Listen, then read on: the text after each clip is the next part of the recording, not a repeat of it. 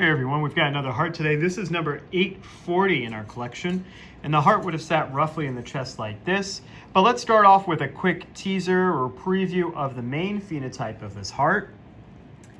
And if we open up this ventricle here, we immediately see that there is an interventricular communication that lives within the Y of the septal band, or phrased differently, between the cranial and the caudal limbs of the septomarginal trabeculation.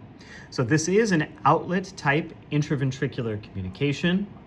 We also see that there's one arterial trunk arising from this morphologic right ventricle, and there's a second that also arises from this morphologic right ventricle, and they pretty much entirely arise from the morphologic right ventricle. So both the aorta and the pulmonary trunk arise from the morphologic right ventricle, so this is double outlet right ventricle.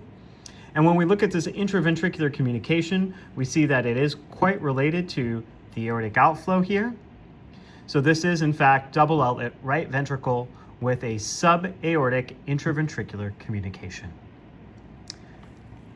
But let's go ahead and look at the heart in detail now. And the heart would have sat roughly in the chest like this, anterior surface towards the screen, posterior surface towards the turntable, head or superior here, legs or inferior here, left over here, and right over here. Let's start off as I usually do, which is by trying to identify at least externally what appears to be the morphologic right atrial appendage. And here we find an atrial appendage that's triangular, broad-based, or pyramidal in shape. We can see that there are suture lines here. At least externally, this appears that this could be the right atrium. So we'll go ahead and open the heart here. And immediately we find that there are pectinate muscles that spill outside the confines of the appendage. You can see them here as well. All consistent with a morphologic right atrium. We also see that the superior caval vein is draining into the roof of the right atrium. So here is the superior caval vein, and here is where it drains into the roof of the morphologic right atrium.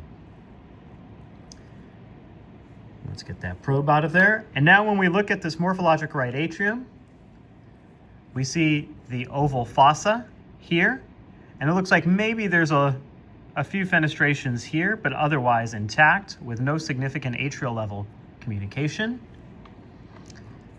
And then we also find the mouth of the coronary sinus here and the tendon of Totaro. And of course we know that these are important landmarks in the right atrium, as the tendon of Totaro, the mouth of the coronary sinus, and the right atrioventricular junction form the triangle of Koch. So here is the triangle of Koch in this heart.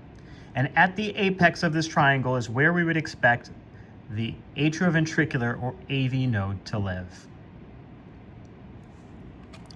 Now, when we look at this atrioventricular junction here, and this does have a nice round or oval shaped annulus. You can see the demarcation here very nicely.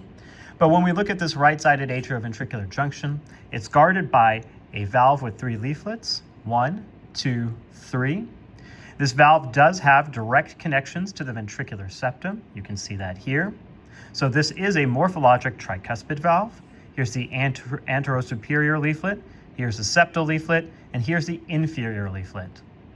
Now, when we look at this ventricle here, it appears to have coarse trabeculations and has a septomarginal trabeculation as well, all consistent with a morphologic right ventricle. In previous videos, I had accidentally said AKA moderator band when I referred to the septomarginal trabeculation. That isn't entirely accurate. The proximal portion of the septomarginal trabeculation is the moderator band, but not the entire thing. The septomarginal trabeculation has a cranial and a caudal limb. This Y formed here is also known as the Y of the septal band. And here we find an interventricular communication sitting within the Y of the septal band, which is consistent with an outlet type interventricular communication.